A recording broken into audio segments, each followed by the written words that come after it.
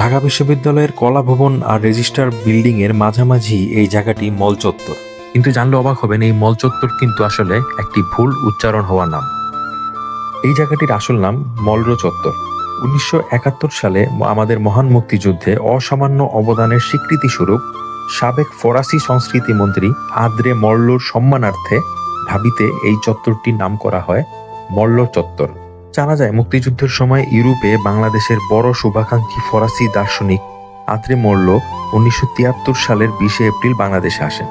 1971 সালে মুক্তিযুদ্ধ চলাকালে আদ্রে মর্লো গণহত্যার বিরুদ্ধে বাংলাদেশের বিবেককে তথা বিশ্বের বিবেককে জাগিয়ে তুলতে বিশেষ ভূমিকা রাখেন। এমনকি তিনি মুক্তিবাহিনীর সঙ্গে লড়াইয়ে শরিক হতে প্রায় 150 জনের একটি স্বেচ্ছাসেবক বাহিনীও গঠন করে ফেলেছিলেন। যদিও নানা কারণে তাদের এই যুদ্ধে সামিল হওয়া হয়নি। পরে 1973 সালে তাকে বাংলাদেশের পক্ষ থেকে বীরোচিত সম্বর্ধনা দেওয়া হয়।